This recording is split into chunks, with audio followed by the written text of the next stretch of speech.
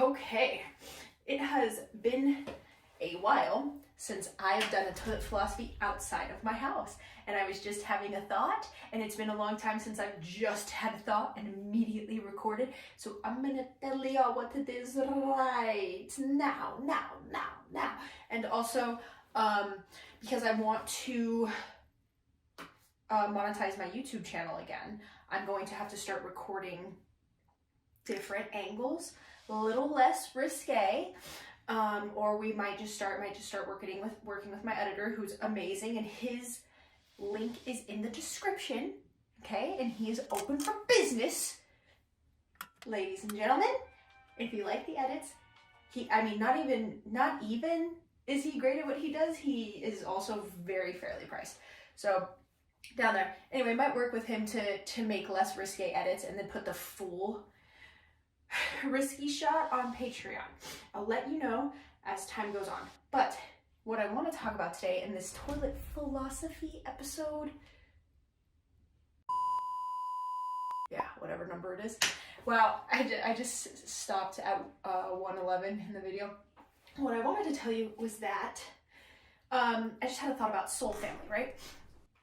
So I was driving today, which is not going to be when you all see this video, but I was driving today, and I was singing Miley Cyrus Flowers, top of my lungs, because as most of y'all know, I'm going through a breakup, and I was like, I can buy my own flower,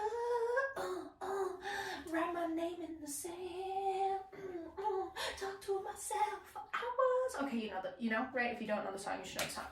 So then I change the channel, the station, let me get that correct, change the station, and the next song that comes on is I Like Me Better When I'm With You. And I was cracking up to myself, right? I was like, what complete opposites, like totally opposite of the spectrum.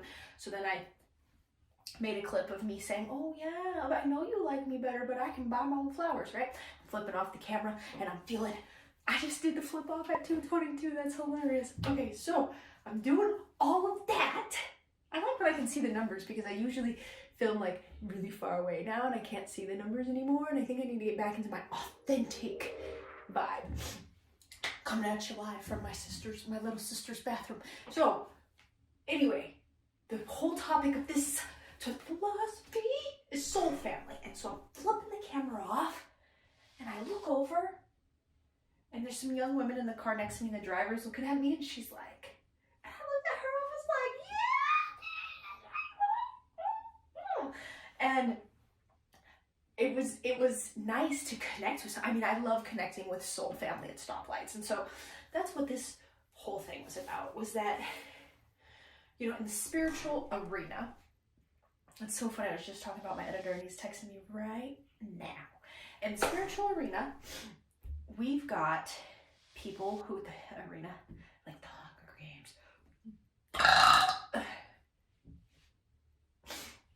That was free, ladies and gentlemen. Before I talk about the spiritual arena, let's take a pause so that I could take a poop for Patreon.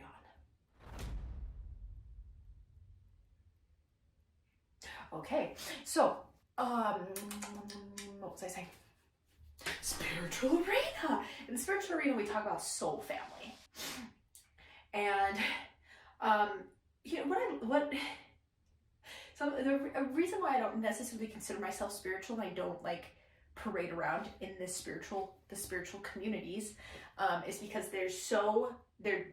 it's the same as religion. It's one-sided. It's so limited, and they talk about soul family as if there's only like certain people, and you all came here together, and you know, which could totally be a possibility. Okay, that's fine. But for me, soul family is opened up to being able to change at any given moment, because soul family would mean that there's a timeline, and a sacred timeline. Shout out to Loki.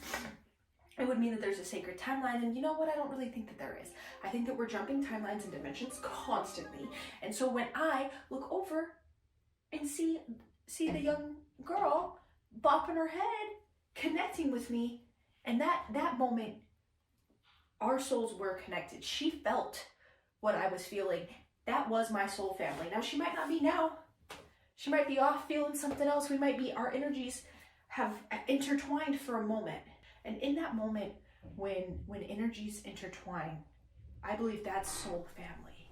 And I do believe that there's soul family where your energy is always intertwined and you're always connected, you're always feeling each other.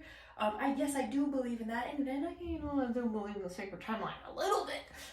But I just wanted to say that soul family is open to interpretation. It's open to a momentary basis, and that anyone can be your soul family. It doesn't even have to be someone you make eye contact with. You can see something that they're wearing. Hate beats today. You can see something that they're wearing, and it can trigger you. Hopefully, a good trigger. And I would consider that somebody your soul family. They chose to wear something that day. They ran into you. You ran into them. You saw it. It helped you. Didn't even have to make eye contact. Didn't have to see them. But those are two souls colliding with each other.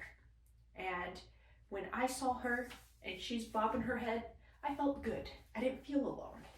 I said that at 6'11", which is me and my cousin's promise that we're going to be together forever. Not in a weird way, you fucking creeps. Anyway, but it was nice. It was nice not to feel alone. It was nice just to flip off the camera and be like, yeah, fuck you. And another woman would be like, yeah, fuck him. She couldn't even hear me.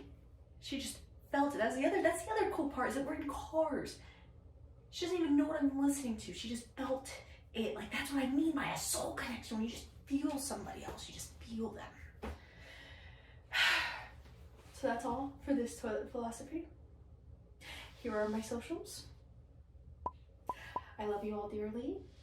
Thank you so much for supporting me during this crisis, this quarter life crisis, this existential crisis. And I will see you next month.